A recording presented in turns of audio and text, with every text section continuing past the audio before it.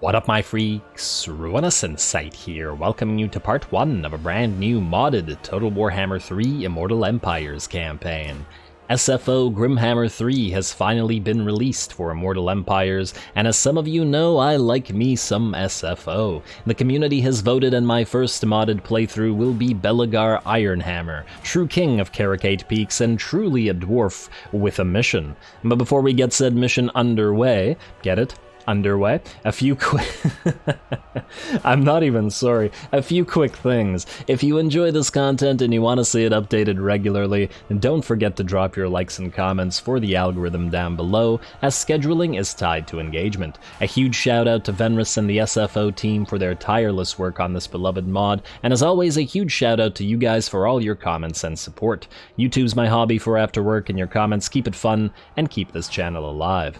Now we're going to take a quick look at the faction and the campaign difficulty setup as well, but do feel free to skip to gameplay via the chapters down below. So, recruitment cost plus 100% until Karak Eight Peaks is captured, slightly contrasted with the upkeep cost in vanilla. We begin with our 4 ghostly ancestor units, which are pretty damn insanely powerful and always nice to have. Unique building chain available at Karak Eight Peaks. Go figure. I get it, game. You want us to take Karak Eight Peaks. Physical resistance 10% when under siege, which will help with the endgame scenario and makes sense for a defensive-minded faction like the Dwarfs.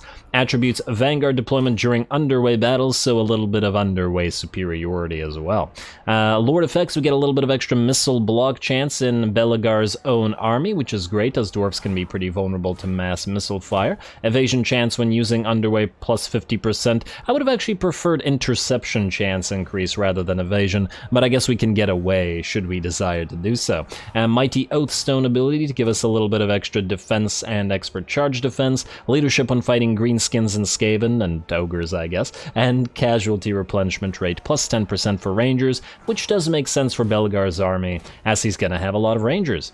Next up we've got the settings, so we're gonna go with very hard, which I find personally to be the sweet spot. I decided to go with 150 endgame difficulty, as that's what I did with my Skaven campaign, my Scryer campaign rather, and it seems to be going pretty decently. We are not going to trigger you on long victory, however, but rather between turn 110 and turn 135. We're also going to enable Ultimate Crisis Mode and go for the biggest Wa in combination with Vermin titles. Somewhat the reverse, but similar to what I did again with my Clan Scryer campaign, but this time it makes a lot of sense from a loreful perspective, as Belegar should always be fighting Queek and Skarsenik for 8 Peaks. Otherwise, that looks good to me, so the grudge has been written, it's time to fulfill our oaths, all glory to the algorithm, and let's get to it.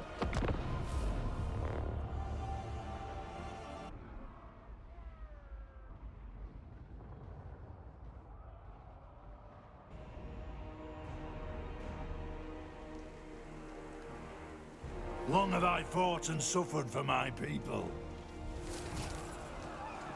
Alright, is that all you're gonna say, Belegar? That feels like something you start with, but I guess you just wanted us to know. Seems somewhat of a dwarven thing to say, but yeah. Alrighty, so how they play, we recapture the settlement of Karak Eight Peaks once again, and go figure, and benefit from its landmark buildings and enable a campaign victory. Make use of Clan Angrund's unique ancestor heroes, which are right here, and they're pretty darn great. We use Oath Gold to make items, but that won't be for a while as yet, as we have none and it takes a while to get a decent amount.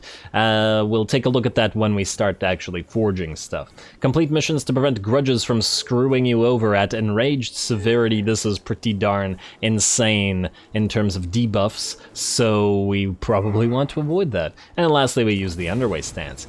And there we go, we got our grudge issue, the greatest of grudges, which is for occupying Karak Eight Peaks. We got a perfidious sneak grudge, so we have to win 5 battles against Crooked Moon, and win 5 battles against Clan Moors, the Mad Rodent grudge. We'll give these a read when we're, when we're doing them, I guess.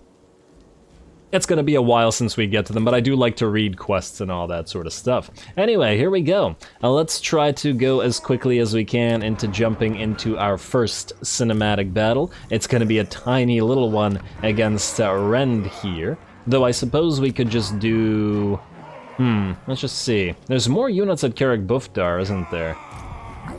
So it would probably be a better cinematic battle here than it would be here. Alright, fine. Well, maybe we'll do this one regular style, and then we'll fight Karak Buftar cinematically. Probably in the same turn, by the looks of it. Alright, let's get all these heroes into this army. We will be spreading them out to probably a couple armies later on.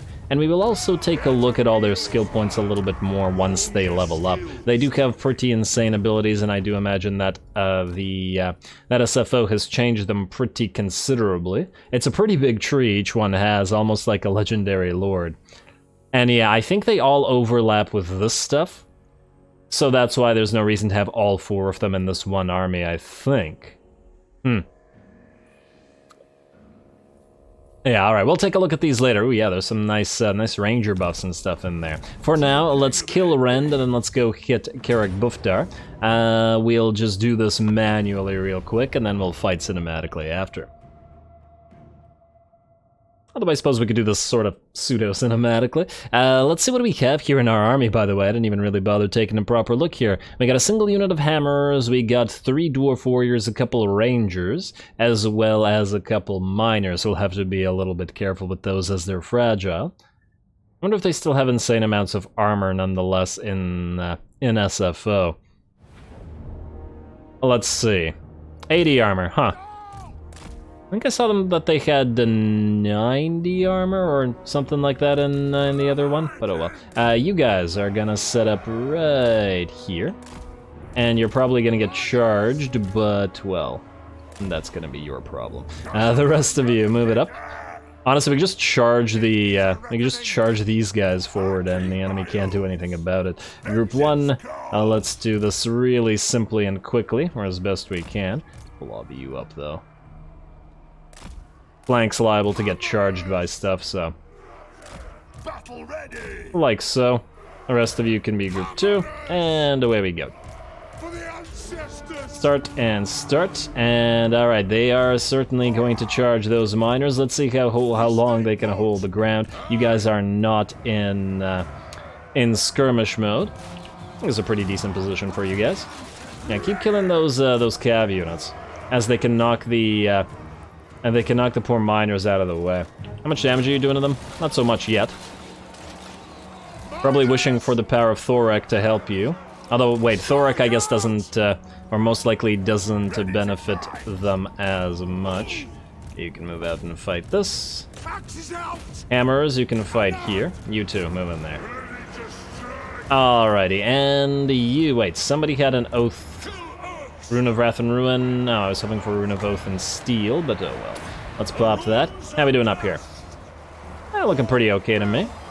Miners are holding the ground. I guess this is a sort of pseudo-cinematic in that we don't actually have to control our units all that much. And Belegar is dueling the enemy lord. Lovely. And I guess you can pop your ability. Let's pop them both. And there we go. Most of the enemy units will be running. I do wonder whether they will survive, but I suppose it won't matter if they will.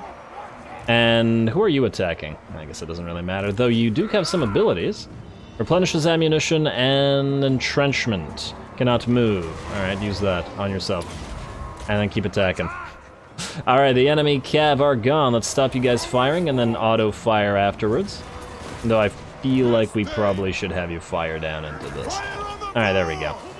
Let's watch the ghosts do a little bit of fighting themselves while more arrows come down. We can keep the miners up there as they're probably a little bit, well, actually, screw it, just charge them. Not a big deal. And the enemy lord is done. He did take a little, or he did hurt Belegar a little bit. Oh, wow, was Belegar actually fast enough to chase him down? Looks like he is. Nice, I'm surprised. Usually the dwarfs ain't so great at chasing stuff down. It looks like we lost very few models. As we can see, this dwarf warrior unit lost about 25% of its HP, but didn't actually lose a single model. Belegar managed to chase down that lord, and while he took a little bit of damage, I don't think we care. Lovely. And I feel like the rangers should be fast enough to at least chase some stuff down. Alright. Well, let's do this real quick. Usually I like to start the first battle as a cinematic battle, but because this one is just so weak, the enemy units here are so weak, we'll do the second one. Although once again, that did feel like a pseudo-cinematic. Anyway, Rangers knock out as many of these units as you can, rather. I always forget whether the first battle is guaranteed for the enemy army to be destroyed or not. I feel like it should be, but I could be wrong. Alright, another volley in there. These guys are going to survive. Are we actually able to kill this unit as well? Give it a try. And yeah, of course you're gonna stand on top of each other so you block all of your shots. Bunch of idiots. Alright, well, the ghostly unit's gonna attack, you guys stay back. The ghostly units aren't gonna take too much damage from the range fire. And I think that's good enough. We should be able to auto-resolve the rest of those to death. Unless they move away to the settlement, in which case we'll actually fight them all. 6 losses, certainly not a lot of dwarfs lost in the first battle, but it's obviously programmed in such a way, or made in such a way you can't possibly lose the first battle. And I think that's especially true of Belegar, because of those ghost units. I'm sure that other lords might have a slightly more difficult time, but there's no way that, even if it was just Belegar and these 5 themselves, they would have killed them all. As for what we have here, we can get an extra little bit of growth and control for our starting province, or a little bit of oath gold. I gotta go with Drink to Victory. And okay, the army is destroyed, so there was no actual need to destroy them, but not to worry, there's another battle here at Karak Buftar. We'll fight this cinematically, and I imagine we will probably fight... we will probably fight the Karak Azor battle cinematically as well. It's got some trolls in there, and it is the first battles of the campaign. They're always pretty fun. Now, before we jump in, let's do some diplomacy, shall we? Karak Norn, are you guys willing to trade? Yes, you certainly are. And so are the Border Princes. In fact, the Border Princes are more likely, so we'll start with them. 118 gold. Wait. Military access, we could give them 1,000 gold? That's not going to happen. Give us your 118 gold then.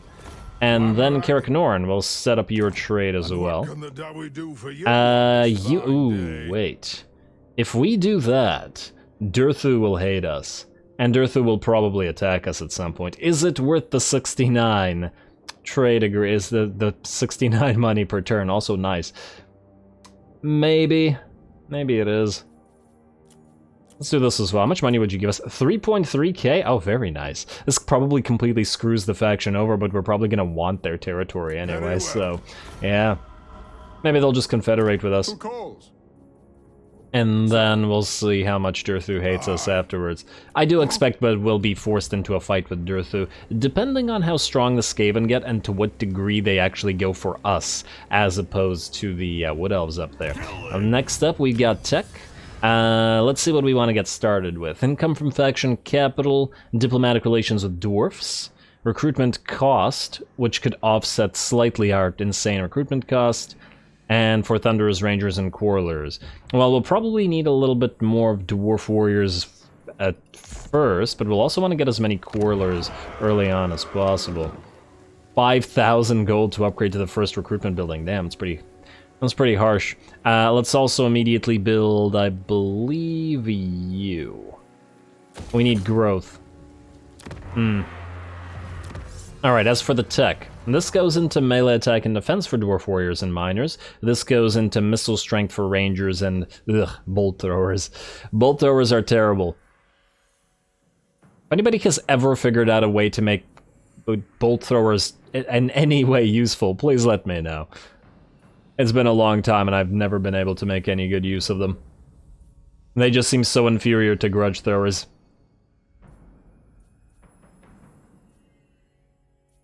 Yeah, I guess we'll go gather the throngs first, even though we'll be using more rangers and stuff. But, wait, how quickly can we get rangers on the field? Just 1 second. Oh, it's actually only 2 point... Might be faster to build a bunch of regular rangers.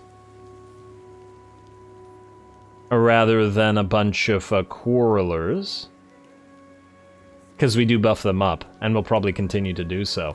Alright, fine. We'll probably do that, but at Karak Buftar or at Karak Azor. Now let's get the barley field nonetheless. And then I guess instead of this, then we will go for Levy Missile Warriors. We already have some Dwarf Warriors and Miners to hold the ground anyway, so...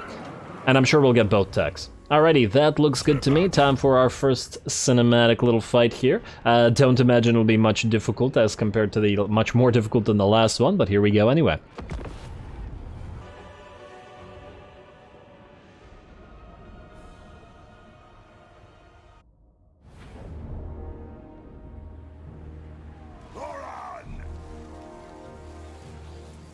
Alrighty, here we go, our first proper cinematic battle. So we're gonna take a quick look at our units since we didn't get a chance to really in the first battle. The Belegar or the Angrund color scheme is the red and blue together. Now normally I feel like those would clash, but I think for the Dwarfs and the way that they do it, it does actually work fairly decently well, because they're more so used as accents, or at least the red is used as an accent to the blue, and then, of course, they mostly have their regular metal armor, so yeah.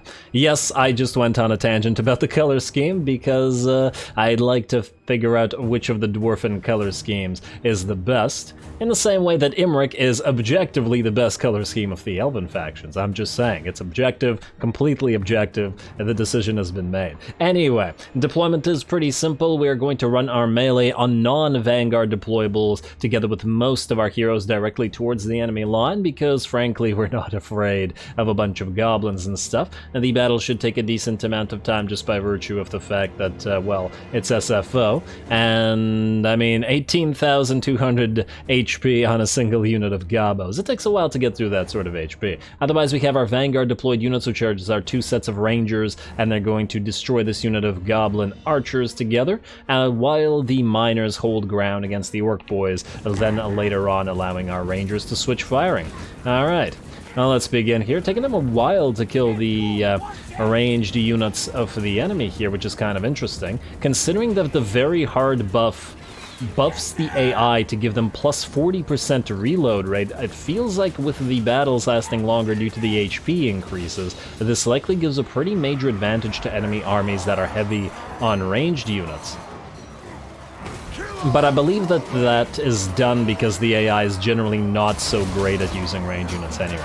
Anyway, the orc boys have engaged together with the gobos, our miners, but they do seem to be holding ground pretty decently because of, once again, their armor. They may be fragile, but the armor is well enough at early stages in the game. Looks like the goblin archers are pretty much done. The rangers have taken care of them and will be able to switch fire soon.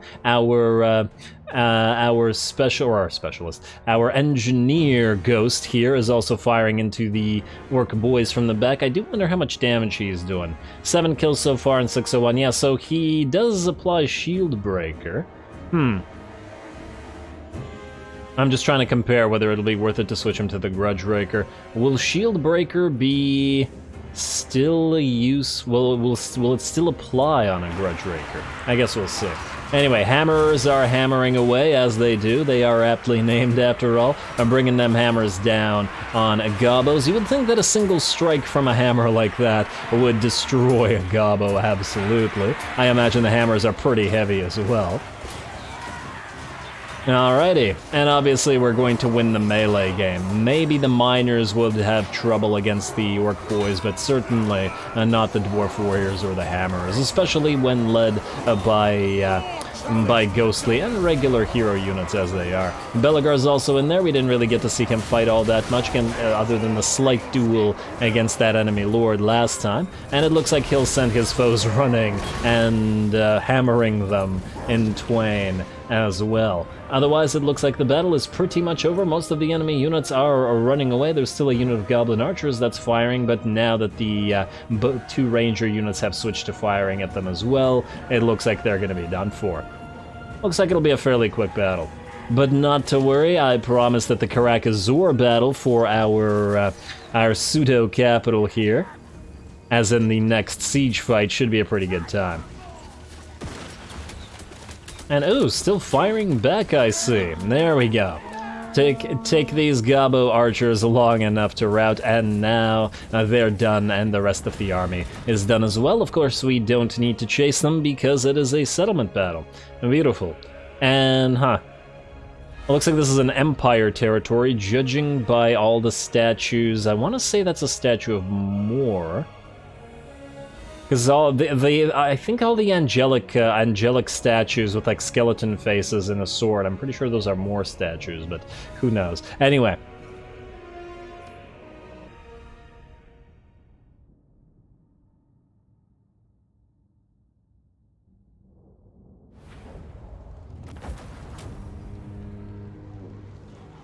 Alrighty, gotta love that Dwarven early game because of the insane amounts of armor that even your most basic units have and the enemy's inability to deal with it. That's why Dwarfs are such a menace for early game. Lizardmen and Saurus don't have access to a lot of armor piercing early. Anyway, let us occupy the place.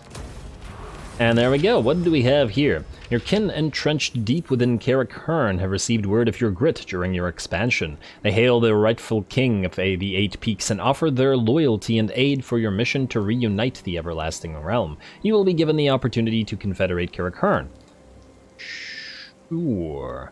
Only through unity can Eight Peaks be claimed. That's very true. Win 2 battles against the following faction, Broken Nose, you will be given the opportunity to confederate...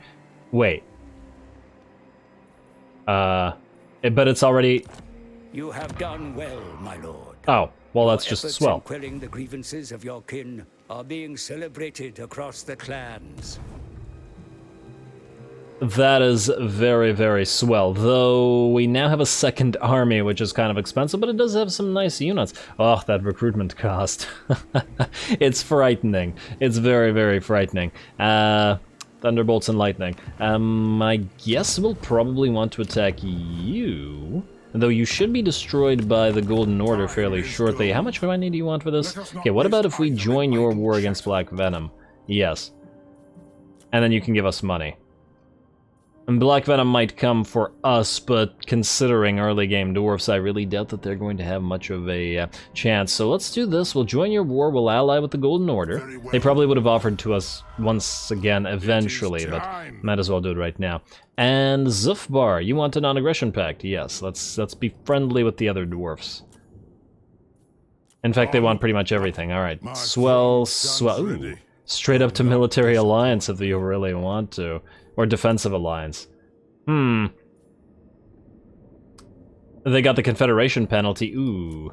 Maybe we want to do this while we have the Confederation penalty, since they don't like us or won't like us after that. And I guess the same thing will be true of Karak Eight. Though I guess the problem with going for a defensive alliance early with Zufbar is that they will be fighting the vampires fairly soon, and thus it'll force us into a war with the vampires, wherein we might want to ignore that rather than going for 8 Peaks.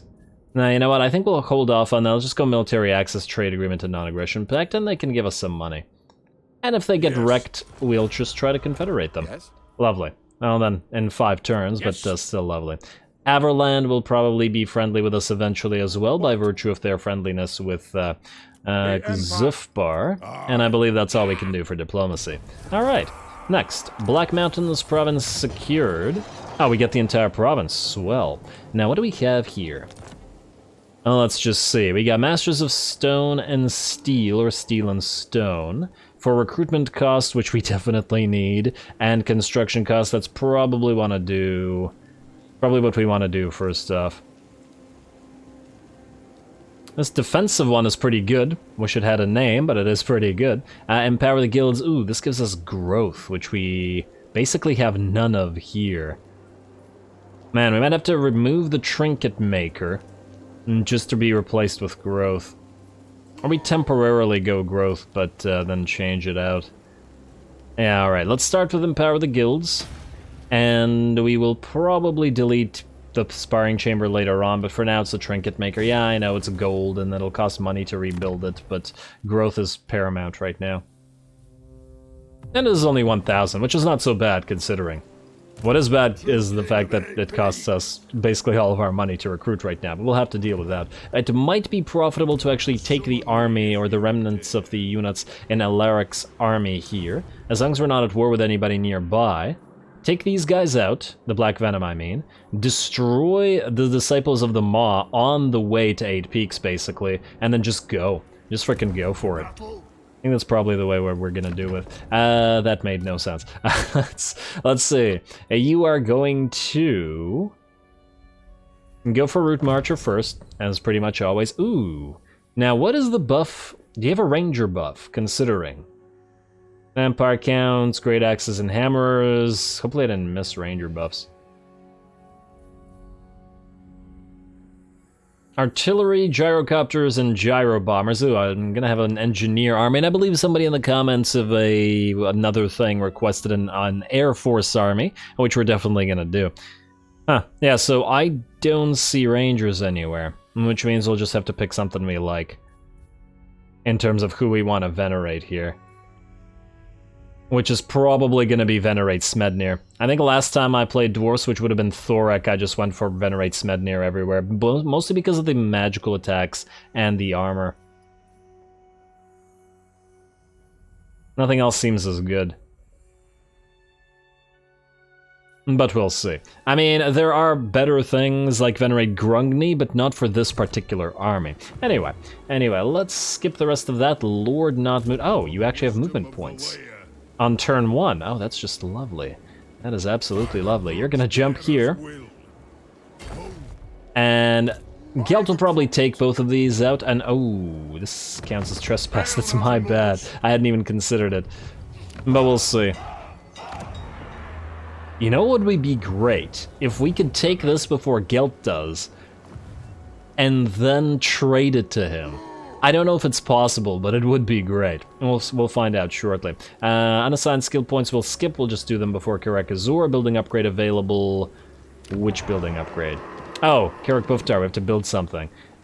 We could get recruitment cost reduction for Quarrelers and Rangers. Well, that's just swell.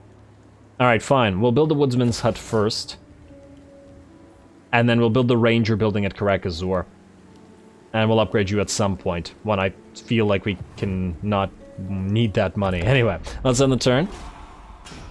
Let's see whether Gelt takes that settlement or not. And he's won against the enemy force there. But I think he didn't take the settlement. Perfect. We might be able to get a defensive alliance going with him. Which would be great as well. Oh wow, Karak Norn is really tolerant of us. Alright, SFO Grimhammer III mod menu. Welcome to the Simply Fun Overhaul Grimhammer 3 mod by Venrus and the SFO mod team. This is a complete game overhaul that will provide a fun and different experience from the vanilla campaign. In my opinion, a superior experience. One of the things I really like is that it makes battles slower, and generally the mod's a little bit harder than vanilla is. Anyway, in the top left panel you can find a new button that has many options to customize and tailor the game to your own experience. Hope you enjoy, thank you. And that is up here somewhere. Yes.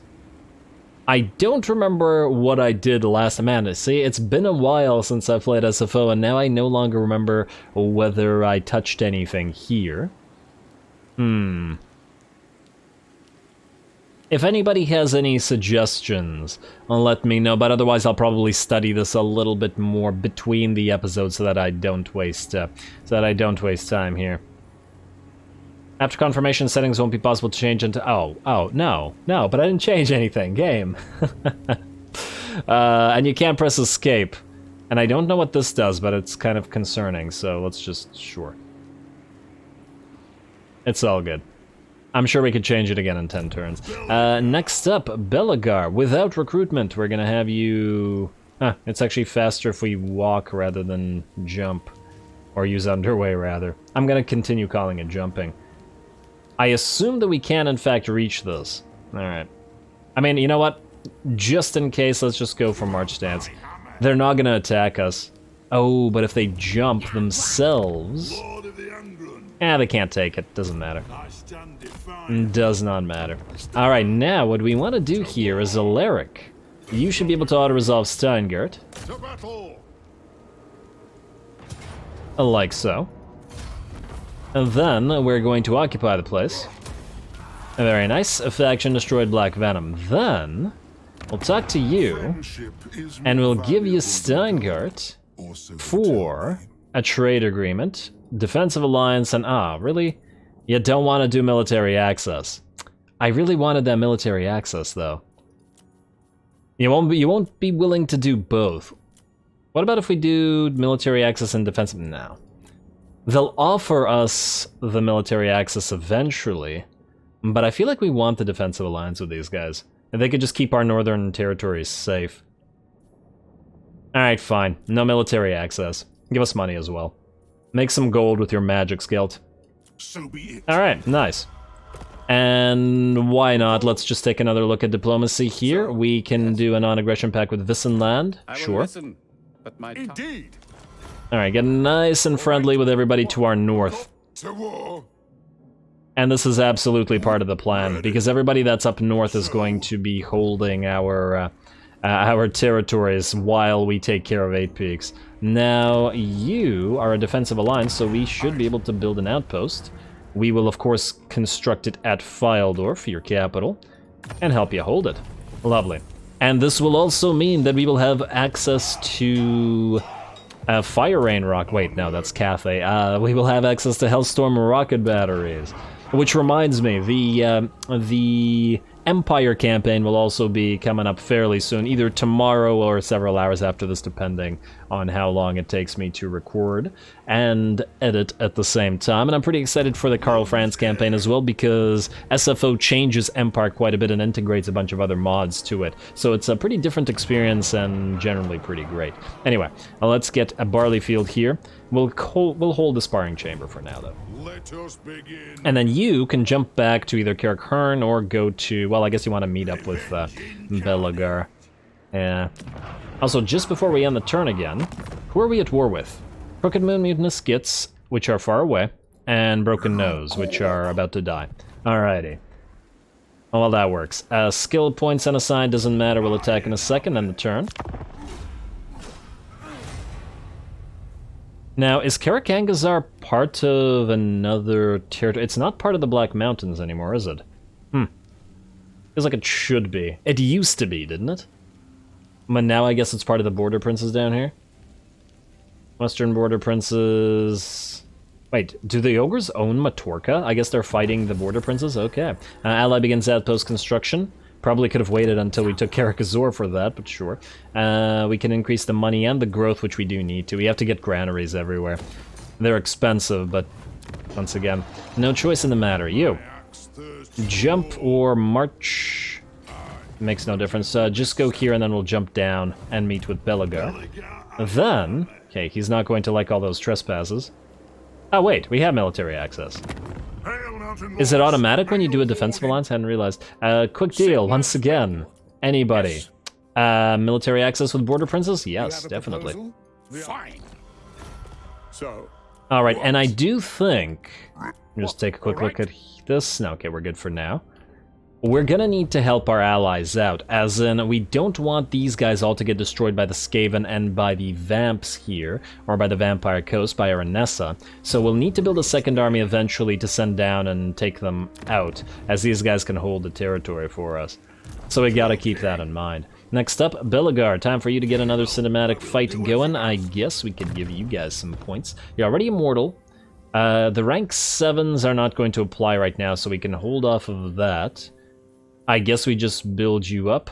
Ah, Ancestral Grudge. It feels wrong not to get Ancestral Grudge, even though it feels like it might not be the best use of a point, but nonetheless.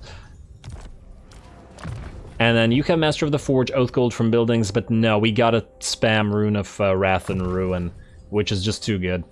It's just too good not to spam. Next up, what do you get? You have Deadeye, range plus 15%. I guess good if you're sniping things. Ooh, do we give you the Grudge Raker? Wait, the Deadeye is regardless of the Grudge Raker, does... Oh no, it does lock Grudge Raker. Oh damn, that's going to be a consideration. So the Grudge Raker is basically a shotgun that does more damage to multi-entities, whereas this could give you sniping capabilities. The question is, how effective will you be against the Lords? And my answer is, I don't know. I'll have to hold off on this. Maybe I'll double check my old Thorak campaign, because I don't remember how effective the Grudge Raker was, but I remember I had Grudge Rakers in it. Well, let's get the missile increase to the army, I guess. Triangulation. We'll be using a lot of Rangers here. And then lastly, before we attack, you cannot get toughen up, but you can... just get your Ancestral Grudge, I guess. Alright. Damn, there's a lot of good buffs on those ghost units. Here we go, Karak one more time, a Pyrrhic victory, this time according to the game, but we'll see about that.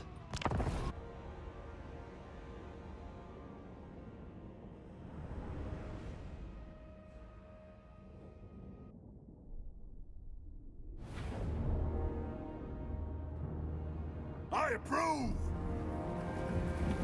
Alrighty, here we go. Once again, we are attacking an enemy settlement, but this will be the first siege of the campaign. And I think this is a good time to note some of the differences that sieges have in SFO. First of all, well, the defenses, rather, the buildings, the structures, the towers, whatnot, they're all a little bit different in SFO as they get built right away. As we can see here, there are 2 Tier 3 towers being built immediately, and they're both of the catapult variety, because all Tier 3 and 4 towers now arc over stuff so that they can help out in the middle of cities rather than firing into stuff. Also, the enemy other defenses like the barricades, platforms, whatever, are also instantly being built, and generally that's all, as in you can't build it throughout the siege, you have to set it up beforehand. In addition to that, SFO likes battering rams and it likes siege towers because gate health and stuff is much bigger than it was in vanilla. In vanilla, anything can bring down a gate, and really quite quickly at that, but in SFO it takes quite a lot longer, which makes sieges feel a little bit more realistic. On top of the fact that units just take a little bit longer to die in general in SFO due to the higher amount of HP geared towards longer battles, this makes for some pretty darn nice sieges. Anyway, we're gonna start working on those gates and those walls. Obviously we have miners, and they can attack walls as well. One of the decent things about the unit, plus their armor piercing, I guess. Even if they are fragile. Ironically, miners seem like a good huh. Oh look, we can see below the map here. Oh my, there's a lot of lava down there.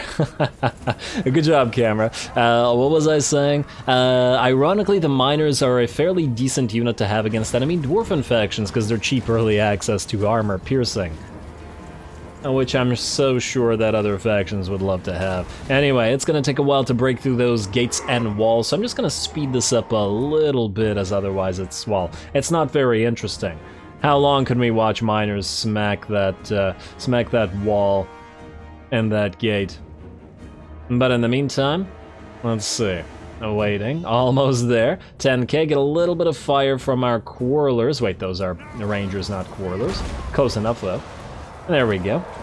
If the enemy's gonna mill around up there on those walls, we might as well take a few shots at him. And as we can see, the tower has begun firing and arcing that catapult over. The miners are now down to nearly half HP because they got trapped on the other side of the wall together with some hammerers and a couple of our heroes. A bit of an annoyance, but you know, it's part of the game. It's part of Total War at this point. Not a bad shot. That looked like it smashed into the wall, so frankly it should have done damage to the wall itself. Or the gate, rather. Man, it's also so interesting to compare different gate types. Like, this is a straight up just huge metal door that's just thick metal all around, whereas I think orky gates are just like a few boards, and they take just as long to get through as dwarven gates, which makes absolutely no sense.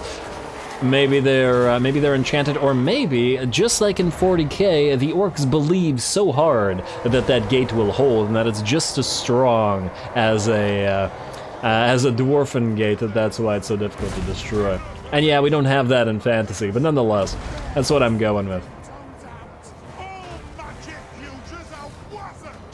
The gates lasting long enough is proof that the Gestalt field exists.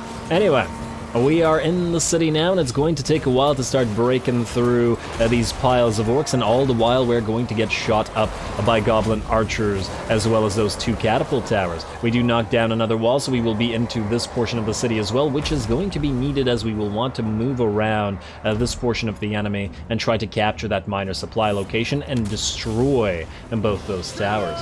Now, since there's no way to build new towers on the field, interestingly, I think that this changes the dynamic of sieges a little bit. The towers that you build around specific defensive locations or minor capture points, or capture points in general, the capture points are thus going to be a lot more important, because once the towers get destroyed, you won't be able to rebuild them.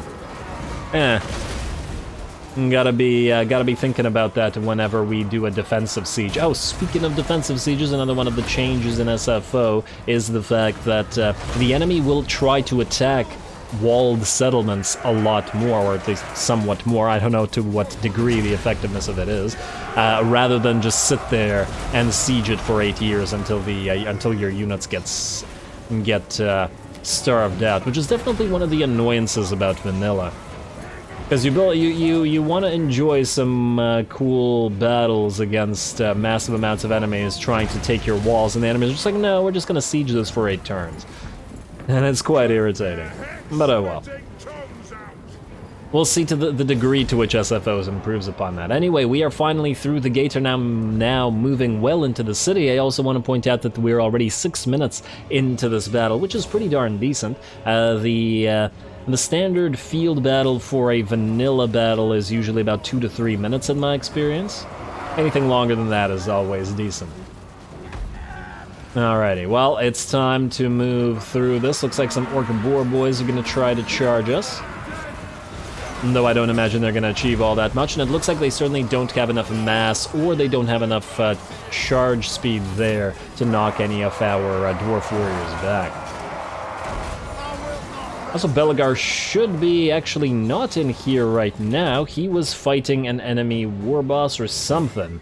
Not a hero, yeah. Actually, it was a hero, yeah. He was fighting a hero here. The enemy lord is here, a goblin great shaman, which is currently being fought by one of our ghost ancestors. Which I'm sure we'll be able to take care of him just fine as well. Oh, the crater looks almost like ice. Weird. Look at that.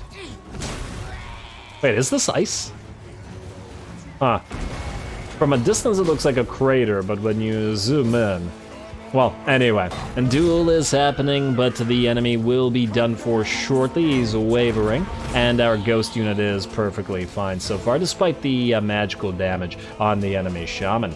Lovely, he's gonna escape, but Belegar is actually coming around to try to head him off. We want to get the morale shock on the enemy by killing the enemy lord. Otherwise, the balance of power is starting to shift in our favor. It's about 60-40%, I would say. The enemy is still holding with the boar boys, and they do have a barricade that they are hiding behind back here, preventing our hammerers from attacking them. But really, it's still this minor supply location that we want to get. We were able to destroy one of the enemy towers with the rangers here, but this one was untargetable from up here, and it looks like it's untargetable from down here as well, which is really quite annoying because these rangers aren't achieving anything while trying to get that tower. But not to worry, we'll switch them up. Now, over on this side, a single unit of miners is trying to hold back a full unit of orc boys, which may not go so well for said orc boys. Actually, wait, it may not go so well for the miners, but it also may not go so well for the orc boys because we are going to be moving our rangers into position to try to fire on them, especially once we open up a little bit of a lane to fire down. We've used entrenchment on our miners just for a little while to get that extra little bit of physical resistance so that they can't move yet, but as soon as that's over, we're gonna reposition. Also, what is this thing doing? Barricade, monument, weapon damage, and leadership. Okay, so these guys will be sticking around for quite a while. And of course, they are shielded, so they do have that missile block, so the rangers aren't going to do crazy amounts. And there we go. Now, the miners aren't running. They are just going to reposition themselves up here, allowing our rangers to freely fire into the enemy into their sides, because this way, we hopefully won't kill as many of our own miners. Alright, keep it up, rangers. There you go. And now they're doing work. We can see all these orcs dying. And yeah, it's certainly taken a little bit longer to take out all these enemies, which is lovely. Making the battle last longer.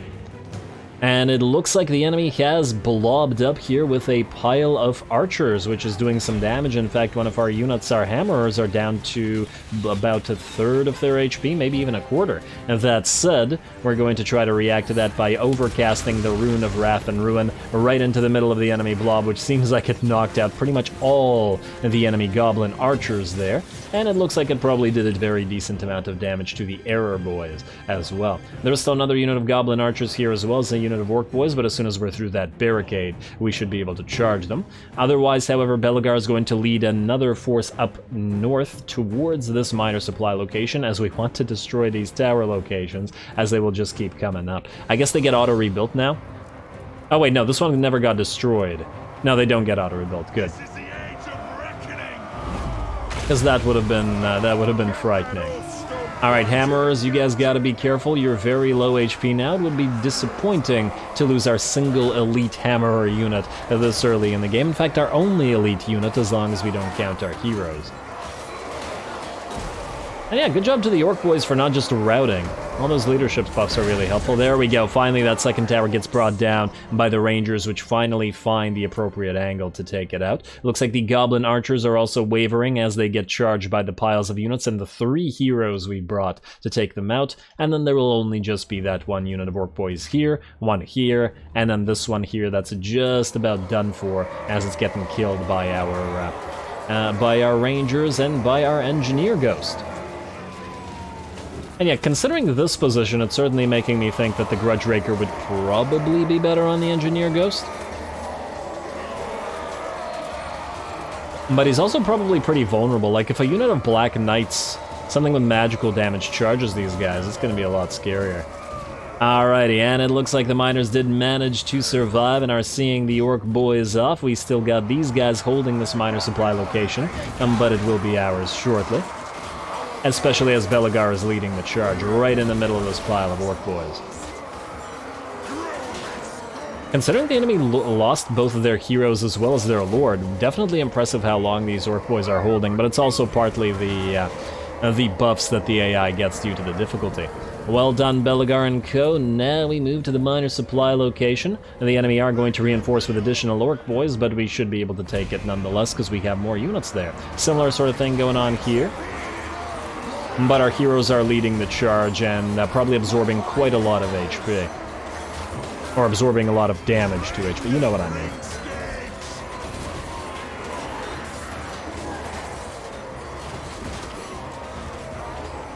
Otherwise, not much to say tactically. The battle should be just about ours. I'm sure that the enemy will start routing soon as well.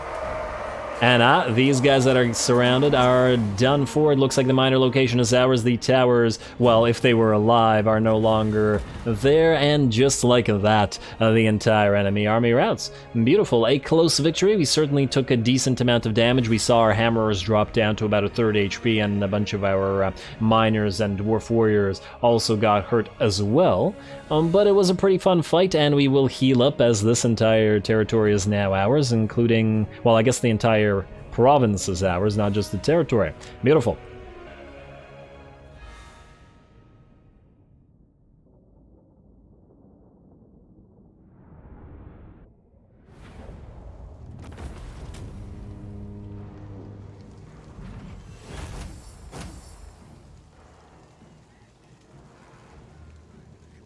Alrighty, there we go. That was pretty darn fun, and actually a little bit of a tougher battle than perhaps I was expecting, but a pretty good showcase of the differences, or at least some of the differences that SFO makes to both battles and sieges. We saw the effect of those enemy catapult towers, which were firing over stuff and thus hurting us rather than being completely useless, on top of the fact that it took quite a while to rout the enemy, and the fact that our melee engagement also lasted quite a while as well. So, there we go. Nice. Occupy the place, please. And the vaults are ours, and the broken nose are done for. Now, do we have a special building in here? Yes, we do. Copper Mountain, which will give us much needed cash and growth, actually. We are going to have to immediately delete this trinket maker, I think, because it's not providing too much value for us as yet. And I think we're going to need the growth much more, as it's otherwise going to take too long to grow. Growth is generally a problem for the Dwarven faction in general, so we need to buff that up. Go for Empower the Guilds as well for a little bit of extra growth, and I am tempted to delete the sparring chamber. It's just that the cost of getting it back up and running is crazy, which is why I'm wondering whether we should. In terms of Rangers, but the Rangers do have Vanguard deployment, which is quite useful. Quarlers have, let's see, 80 units and 25 missile strength, whereas regular Rangers, not Bugman's Rangers, though we will be getting those, where are they? They have 28 missile strength and also 80 units, but only 60 armor. I could have just compared them here. Why didn't I just compare them here? Because I'm stupid. Rangers also have slightly better range, because they're rangers. Yeah, so it's basically just slightly lower armor. Their cost is also higher, actually, their upkeep cost. But considering they have a stock and vanguard deployment, that's fair enough. And they have a vigor buff when they're out of melee. Oh, that's quite nice as well. Yeah, alright. While we may need some dwarf warriors, we can get them in other places, like, for example, Karak Eight Peaks, though I haven't decided whether we want to delete this. The growth here is still pretty awful, though. Which makes me think we should delete this as well. Are we able to recruit miners out of regular settlements? Yes, we are. So we could just use miners to replace those dwarf warriors as needed and then rebuild this thing. Yeah, fine. Delete this for now. We'll build rangers at Karak Eight Peaks, although that will mean having to sit here with Belegar for another few turns, although he currently has basically a full army, doesn't he? If we trade all of Alaric's stuff, but then Alaric could build rangers and ferry them over. You know what? Maybe we'll keep this for now. If Belegar and Alaric's army joins, which they probably will, we'll move them out immediately here. But then I suppose Alaric could build the rangers and, like I said, ferry them over. And we will need something to defend against Clan Squire. But anyway, I think that'll be a decision for next time. I think this is a pretty good location to end the episode on. Next time we will try to figure out what we do with our forces, but otherwise we will send Belegar down to take out the Disciples of the Maw, which should change the balance of power in the area, at least to some degree, keep the border princes alive and more focused on the undead and the Skaven here. And after the dwarfs, the ogres are dead, Belegar will be marching to Eight Peaks, and we'll see whether we can manage to take it. With a grudge thrower, we should have a lot of an easier time taking the enemy settlements than we did then. Anyway, hope you guys enjoyed that. Plenty more of this campaign to come, as well as more SFO campaigns to be started. Stay tuned for more dwarfs. Don't forget to leave a like and comment. All glory to the algorithm, and thanks for watching.